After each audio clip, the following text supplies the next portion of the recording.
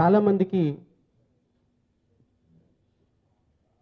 ఈరోజు మనం పెట్టినటువంటి ఈ నిరసన అంటే ఒక పార్టీగా నిరసన ఎందుకు మనం తెలియచేయాలి అనేది ఒక ప్రశ్న. దీనికి మనం ఈ సమావేశం ద్వారా, ఈ నిరసన ద్వారా రాష్ట్ర ప్రజలకి ఒక సందేశం పంపించాలి. ఒక రాజకీయ పార్టీగా జై Bhimrao Bharat party, JBP party యొక్క మేనిఫెస్టో ఏంటి అని చాలా రాజకీయ పార్టీలు సహజంగానే వాళ్ళకి మేనిఫెస్టోలు ఉంటాయి. మనకు కూడా ఒక మేనిఫెస్టో ఉంది. జై భీమ్రావ్ భారత్ పార్టీలో డాక్టర్ బిఆర్ అంబేద్కర్ ఒరిజినల్ పేరే భీమ్రావ్. ఆ పార్టీ, ఆ మహనీయుడి పేరునే పార్టీ పేరుగా మార్చుకున్న చరిత్రలో మొట్టమొదటి పార్టీ మన పార్టీ జై భీమ్రావ్ భారత్ పార్టీ. చాలా పార్టీలు ఉన్నాయి, జై భీమ్ సభలు ఉన్నాయి, జై భీమ్ ఉన్నాయి, అది ఒక నినాదం. కానీ భీమ్రావ్ అనే పేరునే పార్టీగా మార్చుకున్నటువంటి పార్టీగా చరిత్ర పుటల్లో మన పార్టీ ఖచ్చితంగా ఉండి తీరుతుంది. అయితే మన మేనిఫెస్టో ఏంటి అని చాలామందికి ఒక సందేహం ఉన్నప్పుడు నేను మీ ద్వారా రాష్ట్ర ప్రజలకో లేకపోతే మన పార్టీ శ్రేణులందరికీ చెప్పదలుచుకునేది అంటే, మన పార్టీ మేనిఫెస్టో రాజ్యాంగం మాత్రమే. Constitution is our manifesto. Constitution ఏం చెప్తుంది? కాన్స్టిట్యూషన్ ఏం చెప్తుంది? ఏది? ఒక మత సంస్కృతి గురించి, మతానికి ఉన్నటువంటి ఇంపార్టెన్స్ గురించి కాన్స్టిట్యూషన్ ఏం చెప్తుంది? ఇది మీ అందరికీ కూడా నేను ఒకసారి చదివి వినిపిస్తాను. Article 26 of the Indian constitution guarantees the right to freedom to manage religious affairs for every religion, religious denomination or its section, subject to public order, morality and health. It ensures autonomy for religious groups to establish institutions, manage their own affairs and own administer property. అంటే ఈ దేశంలో పుట్టినటువంటి ప్రతి ఒక్క వ్యక్తికి కూడా వాళ్ళ మత సంస్కృతులను పట్టి ప్రతి ఒక్క వ్యక్తి కూడా మతాల్ని, ఏ మతాన్నైనా సరే ఫ్రీ అండ్ ఫెయిర్గా పూజించుకునే అవకాశం ఉంది. ఒక మతం ఇంకొక మతం మీద, ఒక సంస్కృతి ఇంకొక సంస్కృతి మీద దాడి చేయకూడదు అని రాజ్యాంగం మనకి ఇచ్చినటువంటి ఆర్టికల్ 26 కింద మ్యాండేట్. సో ఈ ఆర్టికల్ 26 కింద భారత రాజ్యాంగం మాత్రమే ప్రామాణికంగా మేనిఫెస్టోగా తీసుకున్నటువంటి మన పార్టీ ఏ మత సంస్కృతి మీద దాడి చేసినా, ఏ మత సంస్కృతికి, హిందూ మత సంస్కృతి మీద దాడి చేసినా అది రాజ్యాంగ ఉల్లంఘనే. క్రిస్టియన్ మత సంస్కృతి మీద దాడి చేసినా అది రాజ్యాంగ ఉల్లంఘనే. ముస్లిం మత సంస్కృతి మీద దాడి చేసినా అది రాజ్యాంగ ఉల్లంఘనే. అంటే ఏ మతం యొక్క సంస్కృతిని దాడి చేసే ప్రయత్నం చేసినా అది రాజ్యాంగ ఉల్లంఘన కింద వస్తుంది. కాబట్టి ఖచ్చితంగా మన పార్టీ మేనిఫెస్టోలో ప్రకారంగా మనం ప్రతి ఒక్క మతం యొక్క సంస్కృతిని, ప్రతి ఒక్క మత విశ్వాసాన్ని గౌరవించాల్సినటువంటి బాధ్యత రాజ్యాంగం మన మీద ఇచ్చింది. కాబట్టి దానికి విఘాతం కలిగినప్పుడు మన పార్టీ ఖచ్చితంగా ప్రొటెస్ట్ చేసి తీరుతుంది. ఆ ప్రొటెస్ట్ చేసే భాగంగానే చాలామంది అనుకుంటారు జై భీమ్ అనగానే హిందువులకి జై భీమ్కి ఏం సంబంధం? జై భీమ్ అంటే హిందూ కదా, హిందువులకి బాబాసాహెబ్ అంబేద్కర్ ఐడియాలజీతో పుట్టినటువంటి పార్టీకి ఏం సంబంధం? కాదు. రాజ్యాంగం మేనిఫెస్టో, మన మన మన మన మన మేనిఫెస్టో రాజ్యాంగం. డాక్టర్ బాబాసాహెబ్ అంబేద్కర్ ఎప్పుడు కూడా ఒక మతం మీద ఇంకో మతం దాడి చేయమని చెప్పలా. ఈ మతం వాళ్ళు కరెక్ట్ కాదు, ఈ మతం వాళ్ళు కరెక్టు, అసలు ఈ దేశంలో ఆ మతం ఉండకూడదు, ఈ మతం ఉండకూడదు అని చెప్పలా. అసలు కులాలే లేని సమాజం కావాలనుకున్నారు ఆయన. ఒక మతం ఆర్టికల్ 26 ఒరిజినల్ ఫ్రేమ్ ఇది. ఆర్టికల్ 27, ఆర్టికల్ 28, ఆర్టికల్ 29 ఒరిజినల్గా అమెండ్మెంట్ ద్వారా వచ్చినాయి కాదు.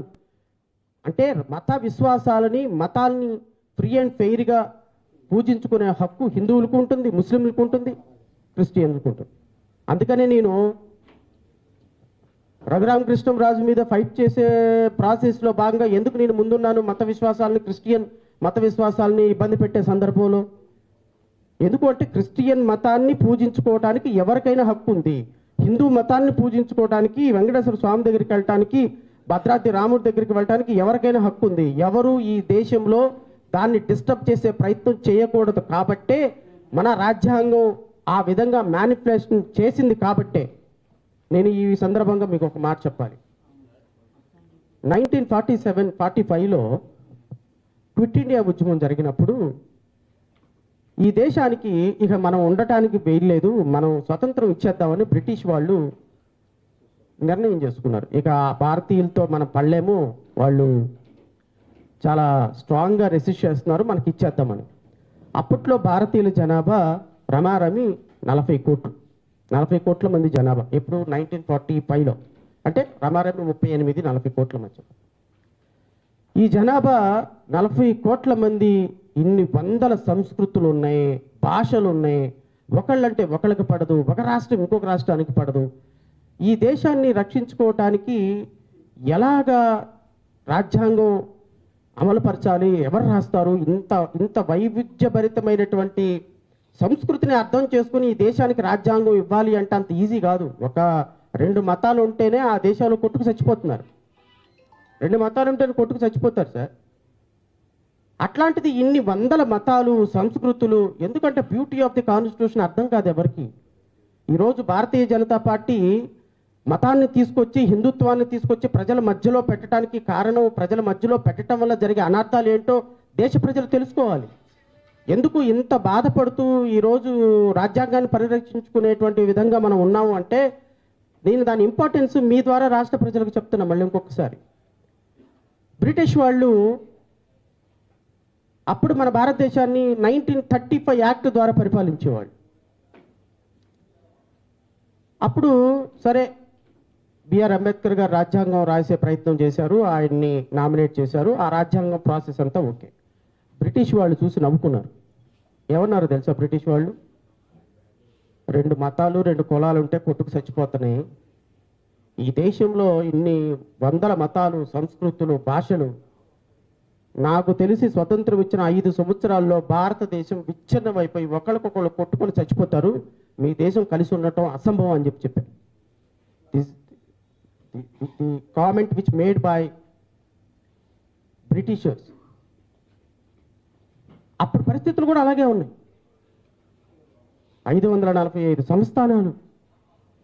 ఎవరిని కొడతారో, ఎవరి మీద దాడి చేస్తారో, ముస్లిమ్స్ హిందువు పడదు, హిందువు ముస్లిం పడదు. పాకిస్తాన్ విడిపోయింది, పంజాబ్ అల్లకొల్లాలంగా ఉంది, పాకిస్తాన్ దేశంలో ఉంది. ఎలాగా ఈ దేశం మీకు వెళ్తా ఒక మాట అన్నారు, ఈ దేశం కథ ఇంకా రాబోయే అతి కొద్ది సంవత్సరాల్లో విచ్ఛిన్నమైపోద్ది, ఆ రోజున బ్రిటిష్ వాళ్ళ వాల్యూ తెలుస్తుంది మీకు అని చెప్పి వెళ్ళారు. కానీ 78 సంవత్సరాల తర్వాత కూడా ఈ దేశంలో ఉన్న 140 కోట్ల మంది భారతీయులు ఒక్కళ్ళే అని నిరూపించటానికి ఒకే ఒక్క ఇన్స్ట్రుమెంట్ కారణమైంది, దట్ ఈస్ ఇండియన్ కాన్స్టిట్యూషన్.